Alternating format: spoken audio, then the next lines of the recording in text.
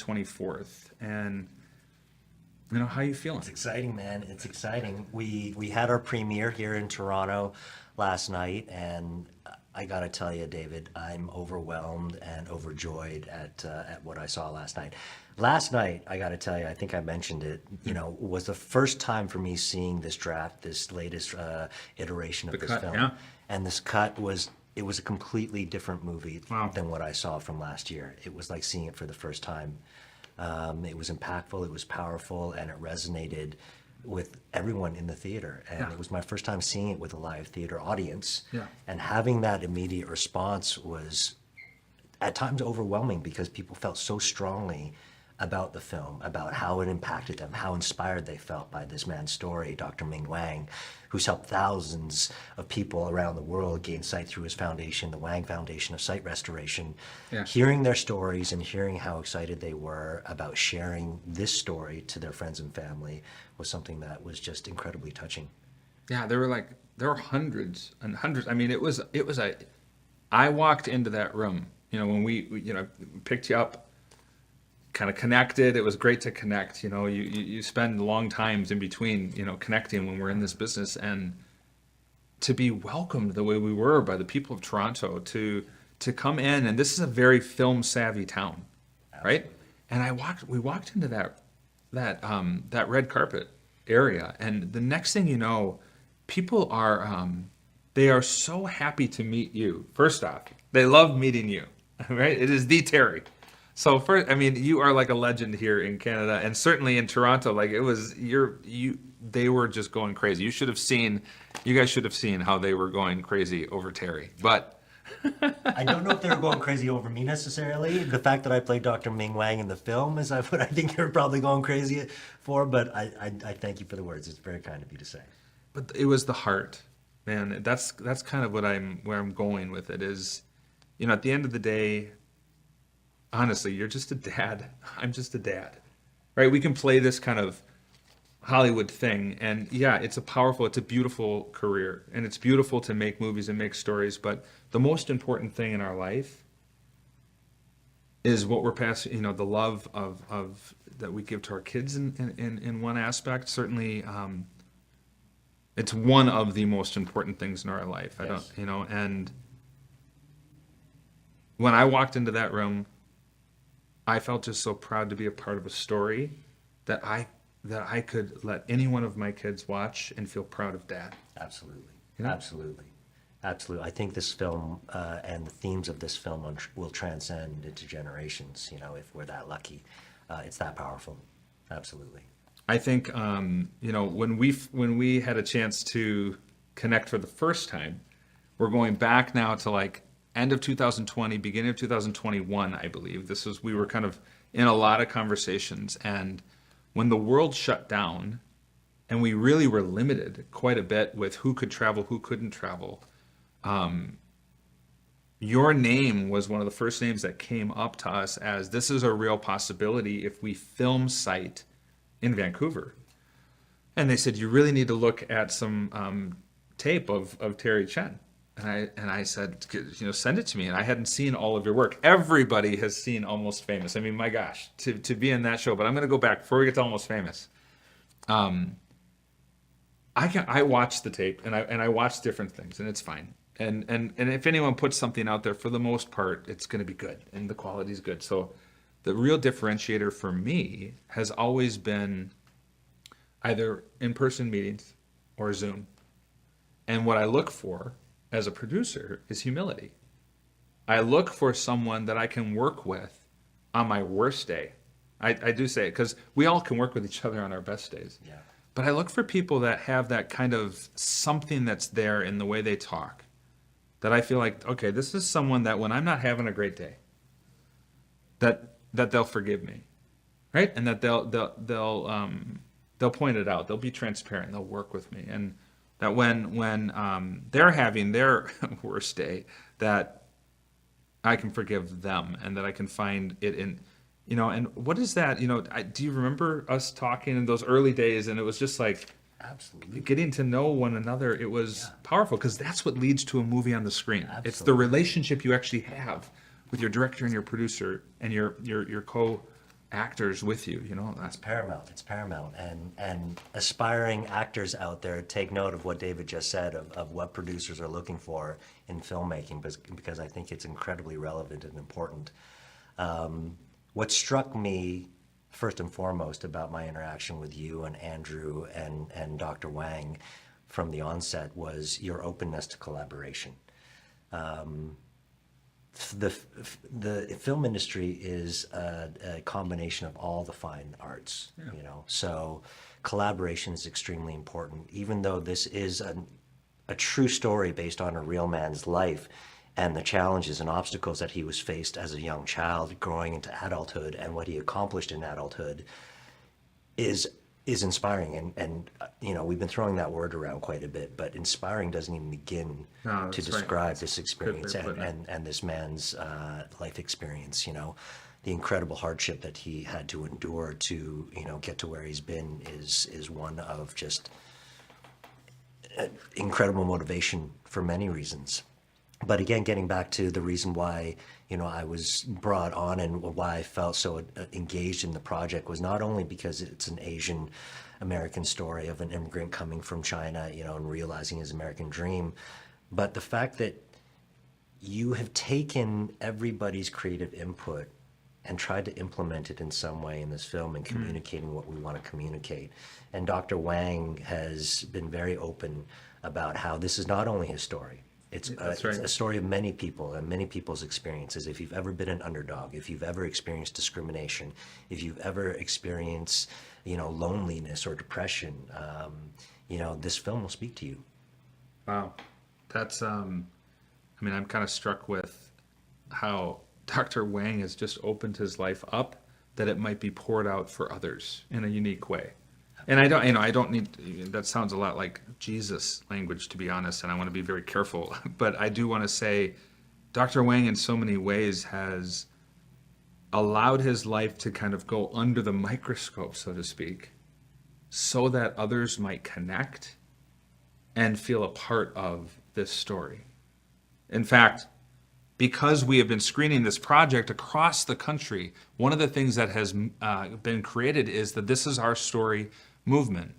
And the people, over 40,000 people have screened this movie live to this date, leading up to May 24th.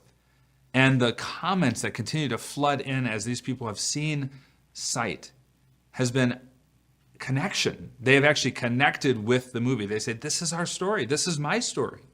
This is the story of my mother or my father, the Chinese immigrant that came over, or someone that has been through hardship or trial, or someone that has struggled with any kind of neurosis or things from the past that hold you back in the present. This is my story.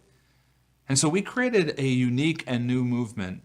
And you really can't create a movement, so let's be honest. You can't create a movement, but we've at least put a name on it because so many people said this. And it's called the I Am In movement.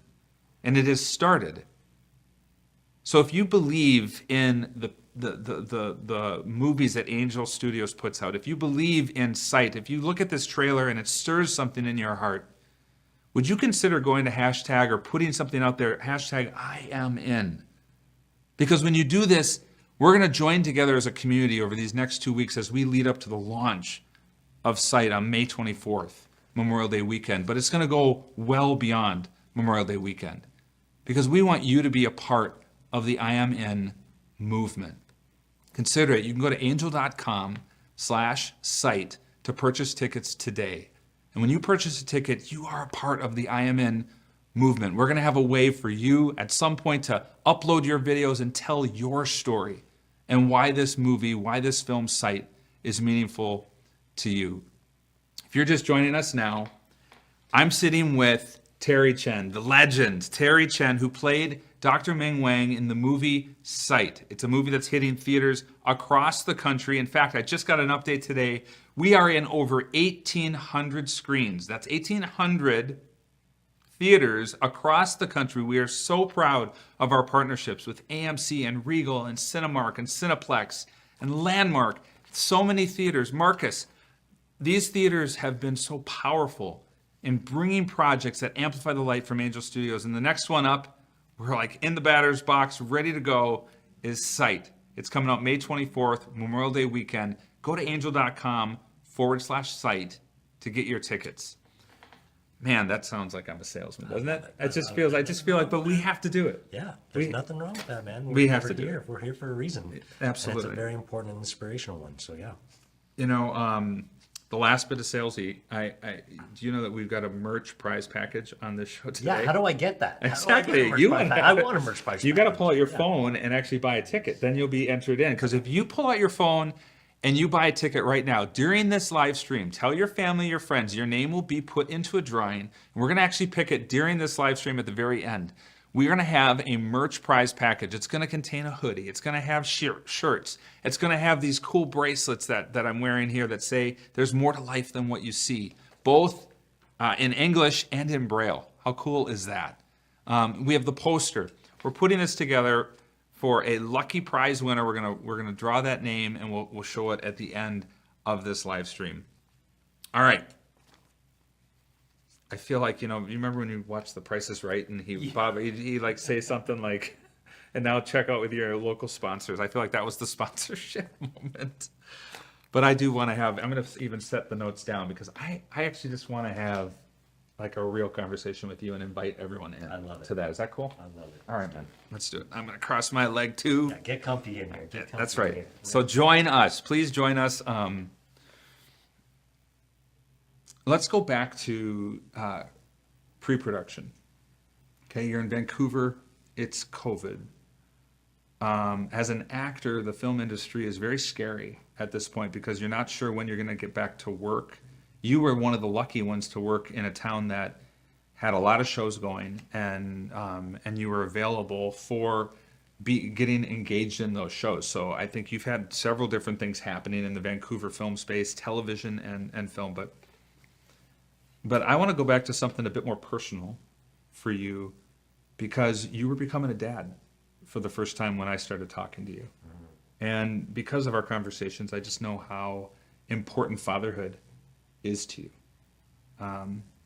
What do you think was going on? Like, what, I feel like there was something God was about in your life at that time.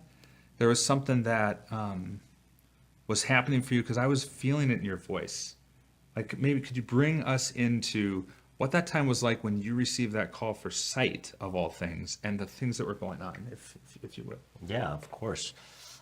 We were very fortunate in British Columbia, Canada, to start back into production because we were able to bring a bunch of the unions together to agree on protocols to go into production and operate with safety. So BC was one of the first states to come to an agreement on that. That's why we got going quite early on. Actually, I think one of the first productions back that I was a part of was in June of 2020.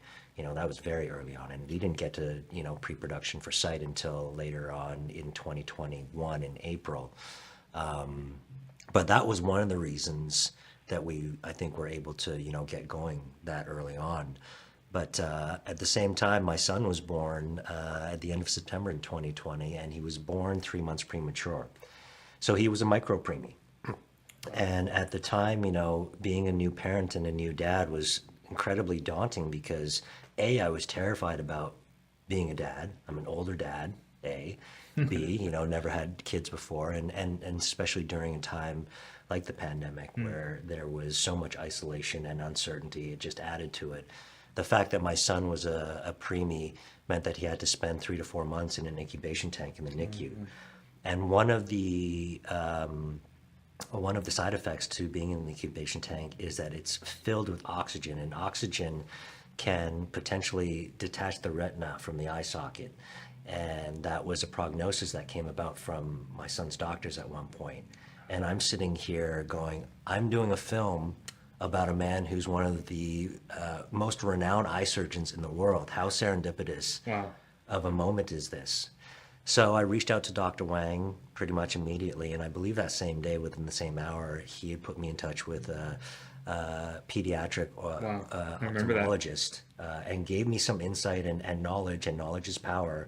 And it gave me a sense of understanding that was invaluable at a time that was just so tenuous, so vulnerable Right. and scary in not only my life, but many people's lives across the world.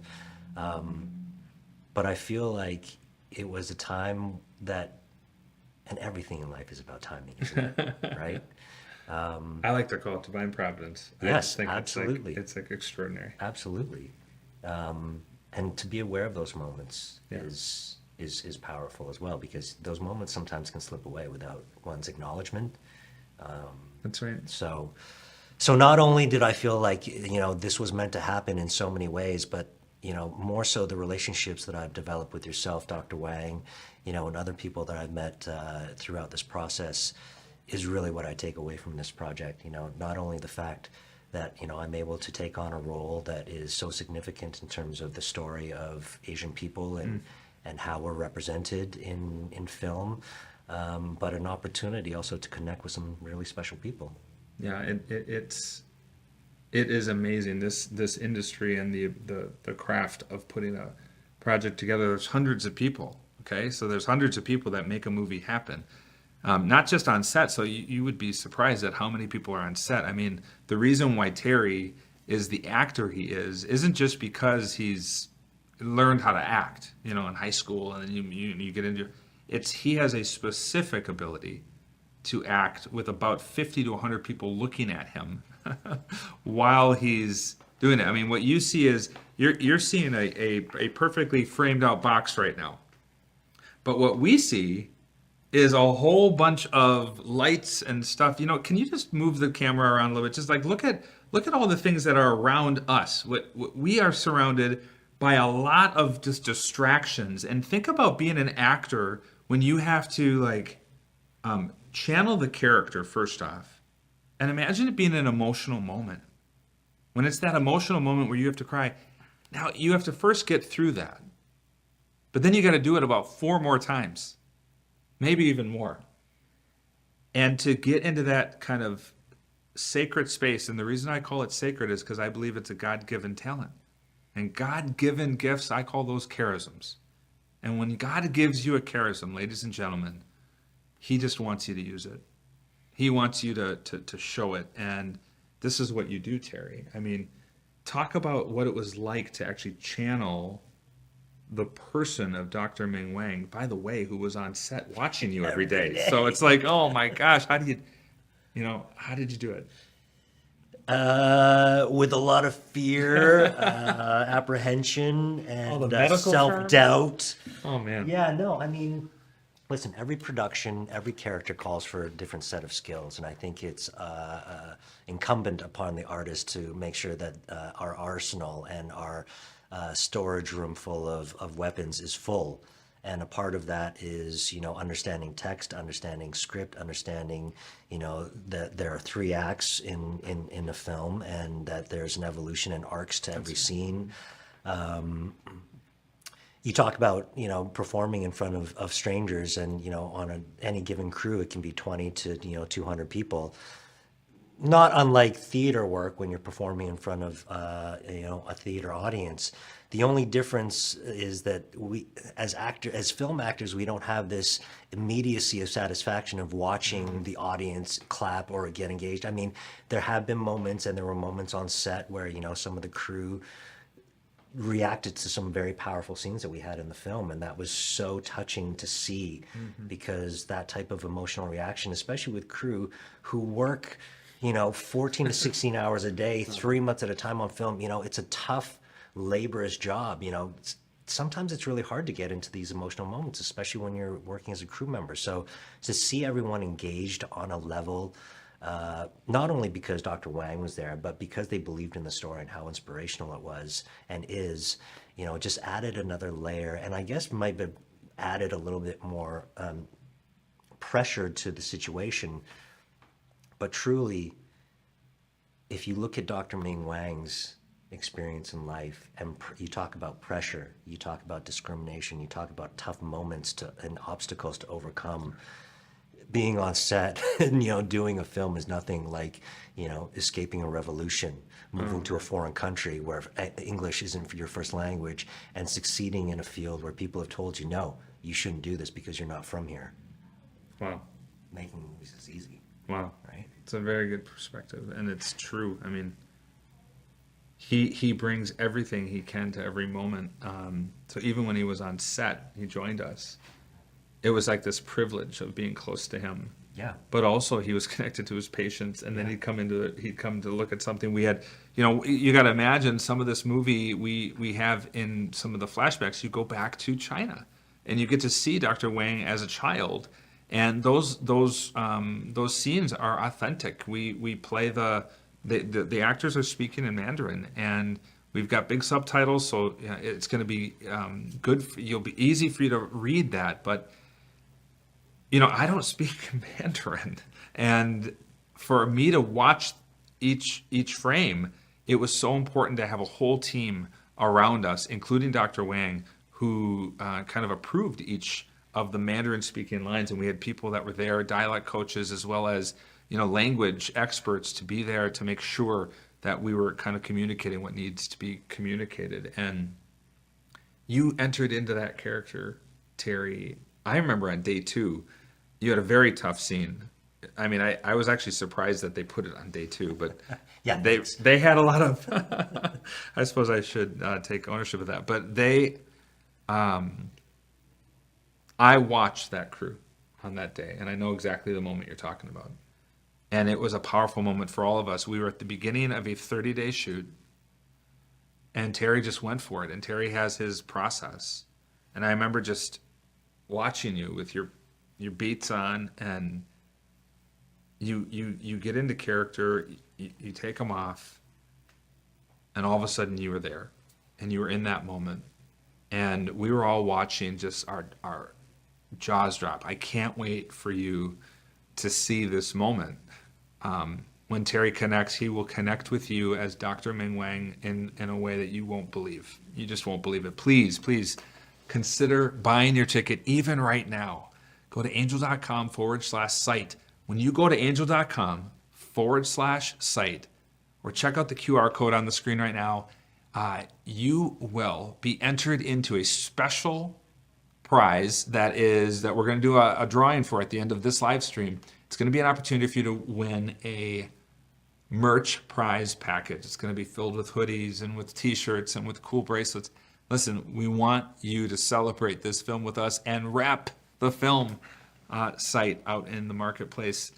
If you're just joining me, I'm in this incredible, cool conversation with this guy, Terry Chen, who played the role of Dr. Ming Wang in the upcoming film Sight. It's going to be released on May 24th, Memorial Day weekend.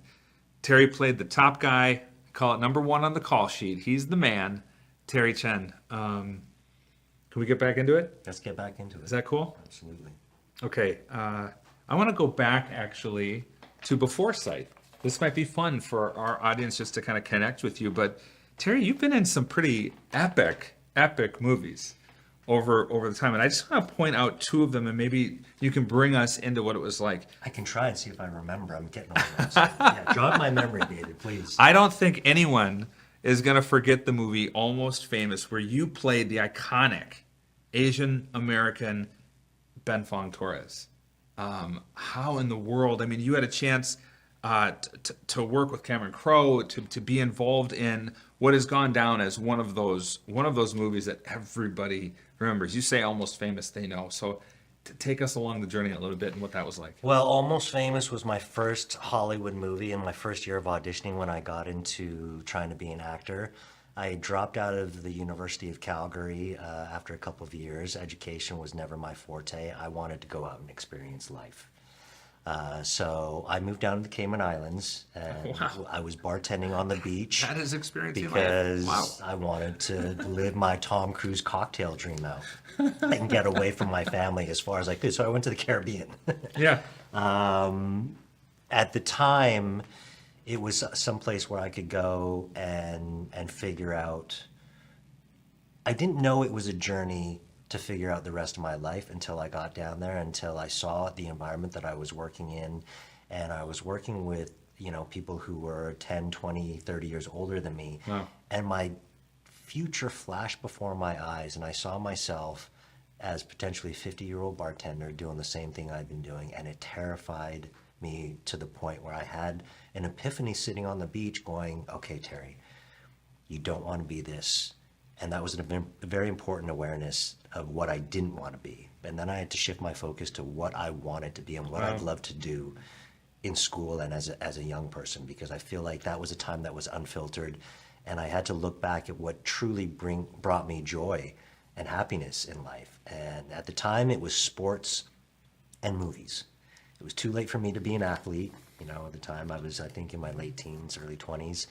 But drama class I had always done well in, and I always found solace and safety and imagination in films when I wanted to escape my own reality or be inspired by somebody else's reality. So I was like, okay, I'm gonna go be an actor. Didn't know how I was gonna get there. I couldn't put it out there to the universe. And I journeyed back to Canada and eventually found my way back to Vancouver.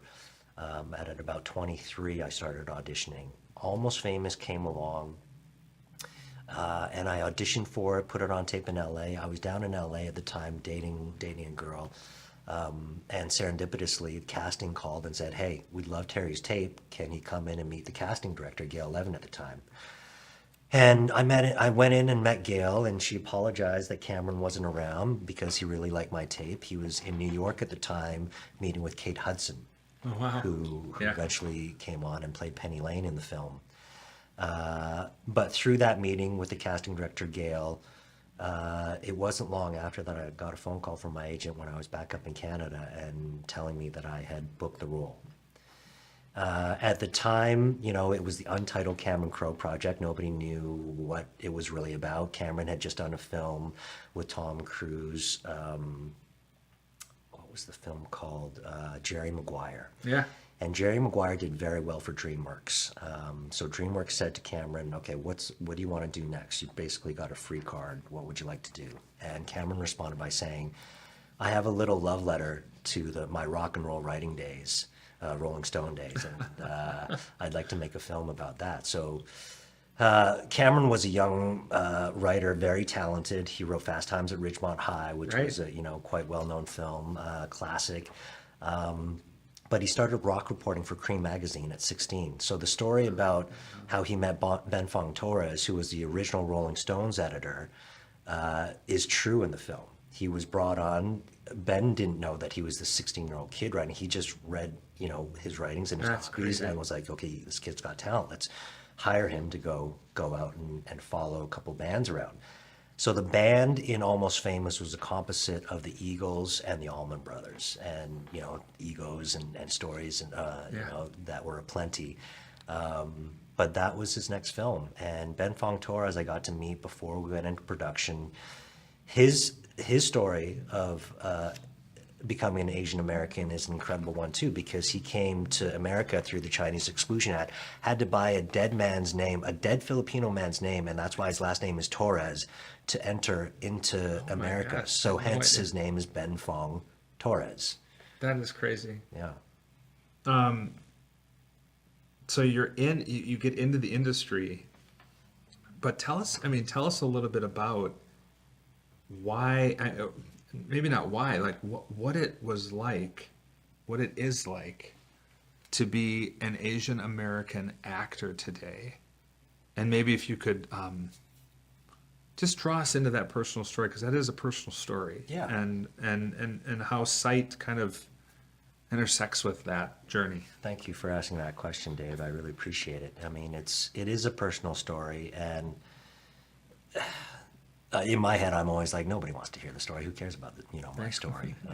But at the end of the day, learning from Dr. Wang that our stories are important, that we need to share it with each other because it brings reflection. It takes us out of our solitude and brings connectivity. And for me at the time, I was very fortunate to have Almost Famous open up a lot of doors. And from that 25 years ago to now, things have absolutely evolved and changed. The optics of diversity and bringing ethnic minorities to the forefront has come forward, and we've made major advancements. It's not enough, I don't think. I think that there needs to be more done, and that's why I appreciate the fact that Sight, came into my life, and the story of Dr. Ming Wang is such an important one because it illustrates another perspective of Asians. You know, Asians in film have been presented in a certain light for decades. You know, we've come from being the comical relief, the best friend, you know, the doctor, these very stereotypical Kung roles, Fu, kung Ancient fu. Dynasty. Yeah, and to be honest with you, for me, I was born and raised in Alberta, which is like the Texas of Canada. So what was used against me the most, you know, in terms of discrimination and making fun of me? Oh, hey, Bruce Lee, Jackie Chan.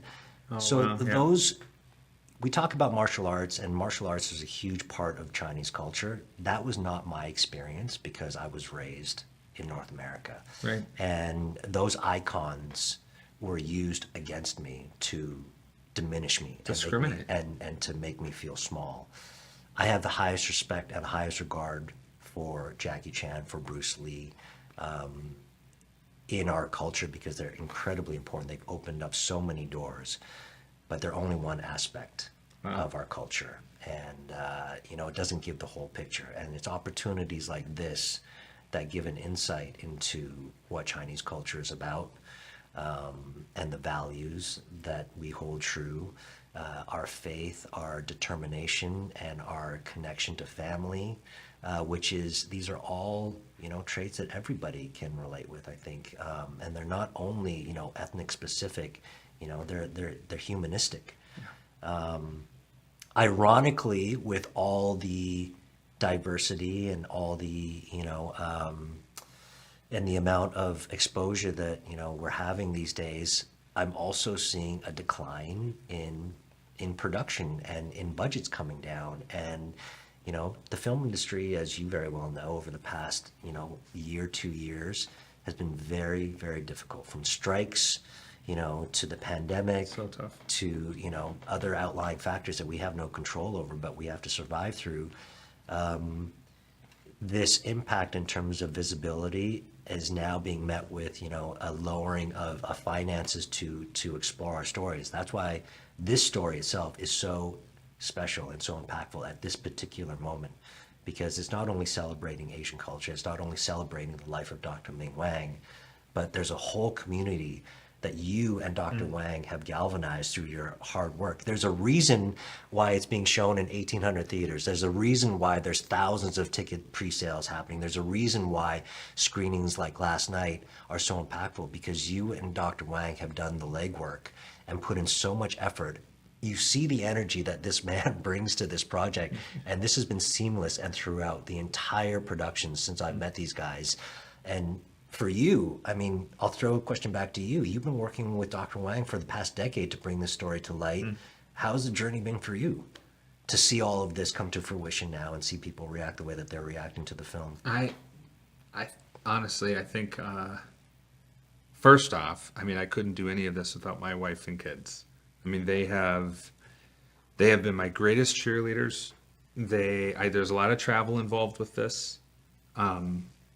And they just continue to press me on and just say, go do it, Dad. You know, when we did Vancouver, they couldn't come, right? Because they would have to leave and quarantine for all that time. So I couldn't go back and forth like you normally would be able to. So it was a real sacrifice as a family. But honestly, and we might even have some pictures. This sounds like a setup question, but I was not supposed to answer any questions, but I'm going to do this. I thought last night actually was a culmination of this last decade in so many ways. We had our premiere here in Toronto, where hundreds of people gathered together to watch the film and to celebrate Sight. But I want you to see something from last night, because this was really the culmination of so much of work that we have put in. The I Am In campaign is a new movement. It's a new campaign that really is about this film Sight. And when you go and purchase a ticket at angel.com/Sight, you will be a part of the I Am In campaign. And I Am In represents so much more than just the story. It's I Am In for movies that amplify the light.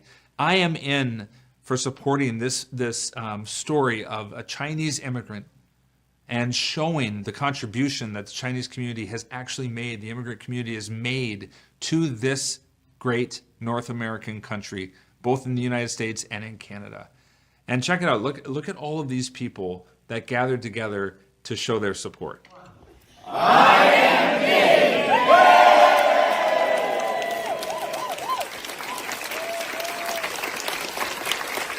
Perfect. There it is. Thank you, Toronto. You're awesome. Wow, wasn't that? I mean, that really is like, that was the group. We were there. We were sitting there watching everyone do that. I mean, when you experience something like that, I mean, you said it earlier. As an actor, you may not know this if you're tuning in. Terry doesn't get a chance to watch his films with people all that often. I mean, these actors aren't like flocking to the movie theater to watch their film in front of people. In fact, well, I'm going to go there. It's making me think of another question, which brings again you, the Angel fans and the Sight fans, a little closer to our actor. Tell me about what it's like being an actor in particular, and I've come across this quite often. Actors are always, always, always their worst critic. Actors tend to, they can never get their performance the way they want it. Terry, all right. So it's amazing when you see everybody come together like that for the IMN movement. But I want to go actually a step deeper and I want to go there. I want to ask the question specifically about you as an actor, and something that I've noticed in a lot of actors that I've worked with, which is you are your own worst critic, right? And there's a lot that goes into that. There's a lot that drives someone to actually become an actor. And at the level that you have had to work and to kind of hone in on your craft and become great at it, you still, I mean, I see incredible scenes come together, but I talk to you and I know how you feel about some of the scenes sometimes. And what is going on inside as an actor, and how have you been able to kind of handle some of that journey of darkness to light, of the theme of the movie? It's a great question, David. Thank you again for asking such affected and inquisitive questions there.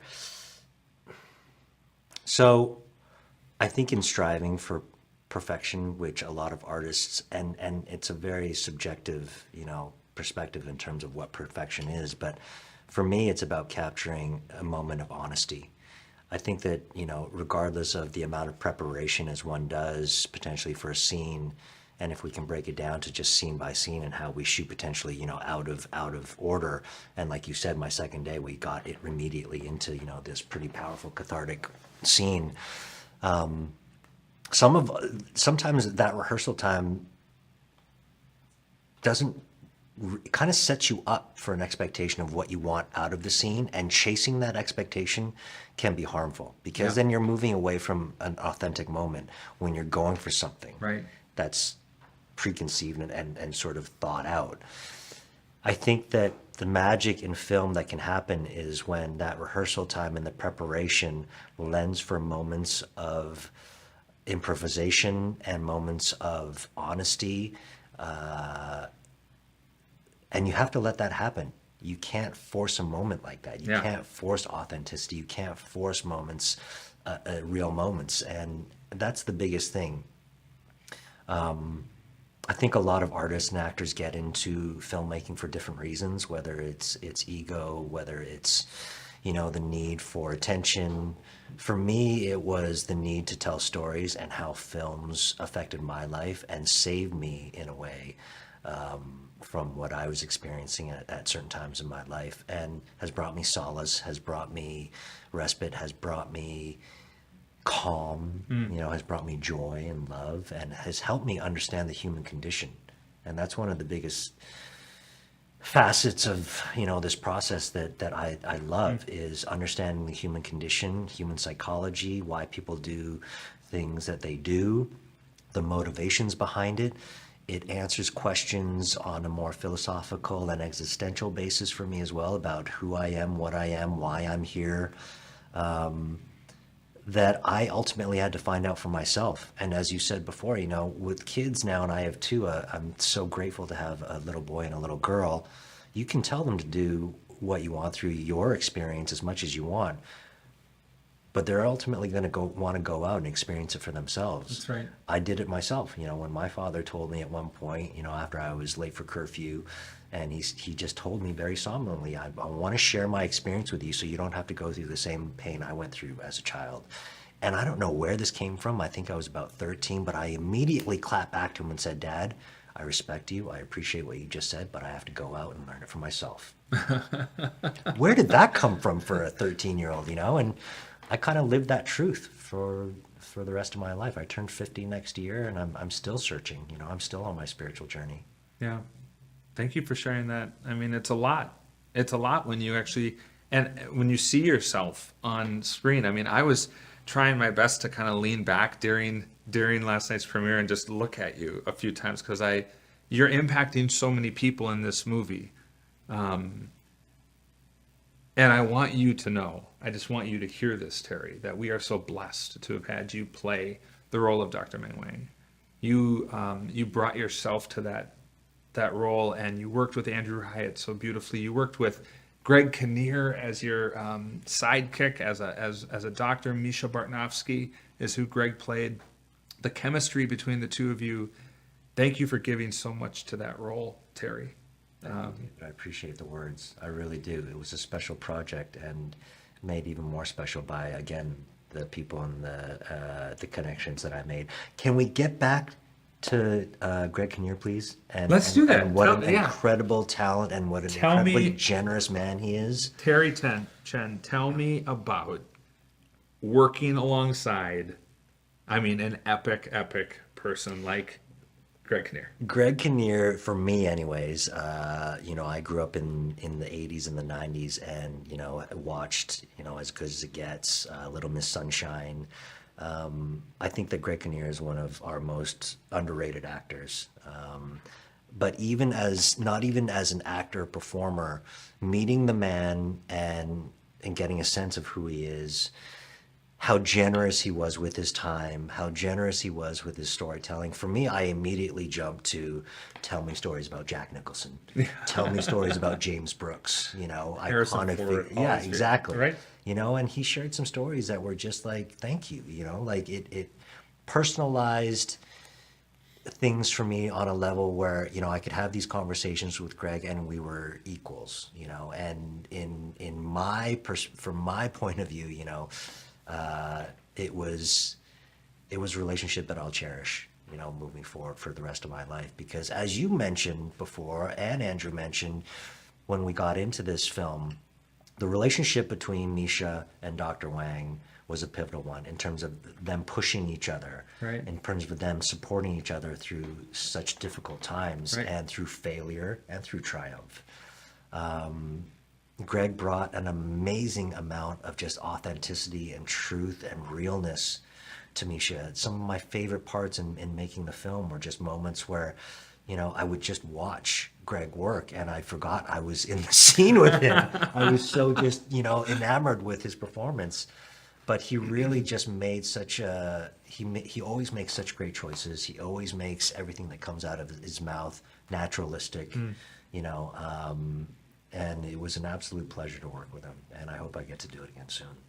You guys had awesome chemistry. I can't wait for you to watch the movie Sight. You can buy tickets right now at angel.com/site. If you go there, you buy those tickets, we're going to enter you into a special drawing for a merch prize package that we're going to draw in just a little bit here. You're going to be able to see if you won the merch prize package. It's going to have a hoodie. It's going to have t-shirts, the key art, which is the poster of the movie, and one of these cool silicone bracelets that have Braille on it, actually, which is just awesome. I want to make sure that we're covering all of the notes for our time together, which is coming to a close. I want to remind you as I cover this next segment that we have Q&A. So please, if you've got questions, go ahead and throw them in. Our producer will put them up. She will tell me that there is a great question waiting, and I will cover it. So as we're waiting for questions to come up, I just want to... Question from the super fan It looks like, you know what, we've got a question waiting for us. Let me take a peek at the question that's coming. See if that can come up. Hey, Terry and David, I know you guys are talking about me, so here's a question for Terry. Hey, Terry, how'd you get into the role of me in this film, Sight, and how'd you keep that unique Chinese accent when you speak English in the Well, film? I love this question from a super Dr. fan, Wang. Dr. Ming Didn't Wang. have to go away so fast. Thank you, Doctor. Very unexpected. Listen. The first time meeting you was incredibly impactful because, it's not an idea of wanting to imitate. There's nothing authentic about imitation. But you have a certain demeanor, Doctor, and you have a certain way of speaking, and you're incredibly intelligent, but very soft-spoken, and also very confident. So there's these contrasting character traits that you offer, and your voice is one of them. And for me as an actor, I wanted to maintain that and maintain consistency throughout the production, which is why I stayed in that accent even when the camera said cut. It just helped me stay in it. I hope it wasn't too annoying for everyone on set, but it helped me really connect and stay consistent and true to what I was trying to put forward. And also having Dr. Wang on set all the time, really, it was just hard to let go of what I had immersed myself in. I felt like I wanted to stay in it the whole time. Yeah. Yeah. Dr. Wang was on set. We had him come on the first day of principal photography, May 15th, 2021. And by 2 or 3 days in, I think he had everyone's name memorized. He would come in and he always wanted a hot cup of water. It was just water. He would drink like 8 hot cups of water all day. But we would set up a table behind the producer's screens where we were watching the movie intensely, and he would work with patients on Zoom calls, patient after patient after patient, and he never stopped. And then people on the crew would line up because they wanted to talk to Dr. Wang about themselves and their eyesight, or maybe a family member, a mother, father, grandma, grandpa, brother, sister. In fact, I remember when the head of craft services, the person that would put the meals together, 2 meals a day, his wife had started losing her eyesight. And I remember he sheepishly came up to me one day and said, David, would it be possible to have a conversation with Dr. Wang? And I was like, of course. Of course. I immediately got him. You can't make this stuff up. I mean, listen, Dr. Wang talked to him that day. And within hours, he put him in touch with one of the best doctors in the Vancouver area, specifically for the situation that his wife was dealing with, because Dr. Wang had already written 2 textbooks on that situation. That, my friends, that is divine providence. The right things happening at the right time. We come in contact with each other, and to this day, I believe she's been recovering from the situation that she had. It is powerful what the Lord is doing through this project. Please join us in buying tickets to and supporting the movie Sight. You can find tickets at angel.com/sight. You know what? You can also become an Angel Guild member. You know what it is to be an Angel Guild member? You get to vote on the next movies that Angel Studios is going to put out. So as an Angel Guild member, there's a bunch of perks that come along with that, including early access to movies that come out in the theaters. You get full access to special clips and special behind-the-scenes footage. And one of the biggest things is all those producers and directors that are submitting projects to the Angel Guild, you get to screen those projects and you get to vote on those projects. It was because of you members of the Angel Guild, that watched Sight when it went through its process and voted for us to be an Angel project. That was a powerful moment for us. It was incredible when we came through. So you can join the Angel Guild, and when you do join the Guild, you get 2 tickets to every movie that Angel puts out. So you'll be able to join us for Sight if you become a part of the Angel Guild. I am really excited to begin to close us down here. This is, but I'm excited specifically for the merch prize pack. Yes. All right? See it. So we got a drum roll. We're going to draw a name right now for our merch prize pack. And why don't you put that name on the screen now? There it is. You get the merch prize pack. This is awesome. You now are going to have a special gift put together. It's going to be delivered to your house. The hoodie, the t-shirts, the silicone bracelet, the key art, books from Dr. Wang has himself written. We can't wait to share that with you. And thank you so much for supporting the film site. We can't do any of this without you. And that kind of draws our time to a close. I want to make sure from my notes here that I haven't missed anything, but honestly, this has been such a great conversation with you. And it's awesome to be with you, Terry. I can't wait to celebrate the release of this movie with you and for the world to discover a whole different side of you as an actor. It really is just a beautiful thing to see that. I'm thrilled, man. I want you all to stay tuned for our next live stream featuring the site official premiere on May 23rd, 2024 at 6 p.m. Mountain Standard Time. Keep an eye out on site socials for more details leading up to that live stream. We are so blessed by you. We are so happy to celebrate the movie Sight with you. Thank you for supporting us, and we will see you at the movies. God bless. There was an uprising in my hometown. 好，邀请队伍来了，他们说要彻底毁掉大学。爸妈，你快躲起来！林旭，你跟我来。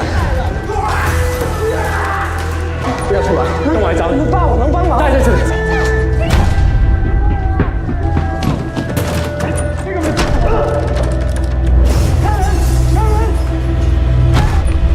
爸说他们有可能把学校关掉了。打倒赵老师。你说我还怎么当医生啊？ I told Lily we would make it together. 我永远都会保护你。你真的那么想？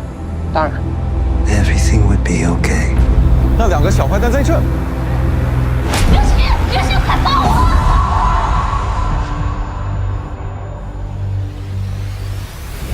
政府正在重新开放大学。让我们一起实现这个梦想。 These are our top students. 林夕要去美国。 It's hard getting into medical school here in the States, but you coming from China, don't waste your time. I'm with you, Ming. If I can help people out of the dark, maybe I can help Lily wherever she is. I believe you're gonna get there. You may need to just let go. Here we go. I can see you.